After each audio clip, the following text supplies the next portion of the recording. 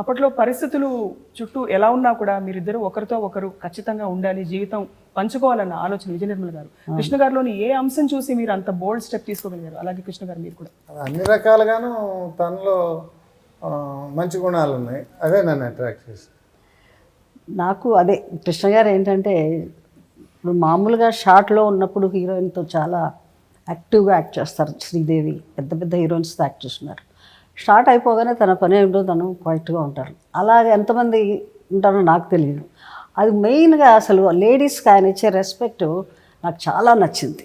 సొంత సిస్టర్ అయినా సరే ఇలా తలదించుకొనే మాట్లాడతాడు. అది ఒక మంచి పాయింట్ అది. అందుకని చేసుకోవాలనుకుంది. పేరులో మీరు కృష్ణుడు కానీ యాక్చువల్గా రాముడు అనమాట. అయితే వీధిలో కృష్ణుడు, ఇంట్లో రాముడు. మామూలుగా కొన్ని సినిమాల్లో నటించేసరికి ఒక పేరుని చూస్తే, ఒక జంటని ప్రేక్షకులకి కొంత బోర్ కొడుతుంది, కొంత వెరైటీ చూడాలనుకుంటారు. కానీ మీ ఇద్దరి విషయంలో మాత్రం 40 సినిమాల వరకు మిమ్మల్ని ఆదరించడానికి కారణం ఏంటంటారు?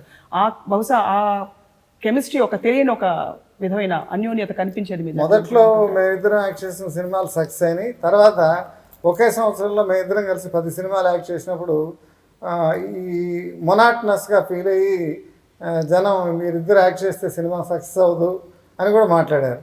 తర్వాత నాకు లైఫ్లో మళ్ళీ సక్సెస్ వచ్చింది కూడా తనతో యాక్ట్ చేసిన సినిమాలోనే. కొన్ని ఫెయిల్యూర్స్ తర్వాత పగ సాధిస్తా మళ్ళీ సక్సెస్ అయింది, నా బర్త్డే రోజున రిలీజ్ అయ్యి. అది మేమిద్దరం యాక్ట్ చేసింది. తర్వాత మ్యాక్సిమం హిట్ పిక్చర్లు, అన్ని రికార్డు సృష్టించిన సినిమాలలో తనే హీరోయిన్. మోసగాడకు మోసగాడు, పండంటి కాపురం, దేవుడు చేసిన మనుషులు, సీతారామరాజు, పాడి పంటలు అన్నీ ఒకదాన్ని మించి ఒకటి హిట్ అయినాయి. అప్పుడు హిట్ పేరుగా ఎస్టాబ్లిష్ అయ్యాం. ఆ తర్వాత కూడా చాలా గ్యాప్ తర్వాత అంతంకాయద ఆరంభం తను మళ్ళీ యాక్ట్ చేసి, అంతకుముందు తను డైరెక్ట్ చేసిన సినిమాలోనే జయప్రదని శ్రీదేవిని పెట్టి సినిమాలు తీసి, మళ్ళీ తర్వాత అంతంకాయద ఆరంభం అంతా అనే కన్నడ పిక్చర్ చూస్తే ఈ పిక్చర్లో ఈ వేషం నేనే యాక్ట్ చేస్తానని తను లాంగ్ గ్యాప్ తర్వాత హీరోయిన్గా మళ్ళీ నా పక్కన యాక్ట్ చేసి సూపర్ హిట్ ఇచ్చింది. సో ఏమిటి విజయ నిర్మల్ గారు, మీరు చెప్పాలి మీ మాటల్లో సీక్రెట్ ఏమిటి మరి మీకు? అంటే మీకు మధ్యలో ఇద్దరిని పేరుగా చూడడం కొంత కలిసి రాకపోయినా మీరు ముందుకెళ్ళారు అండ్ అదే నమ్మకం పెట్టుకున్నారు, మరి హిట్ పేరే అని చెప్పి. ఏమిటి ఆ నమ్మకం? అంటే మంచి సబ్జెక్టు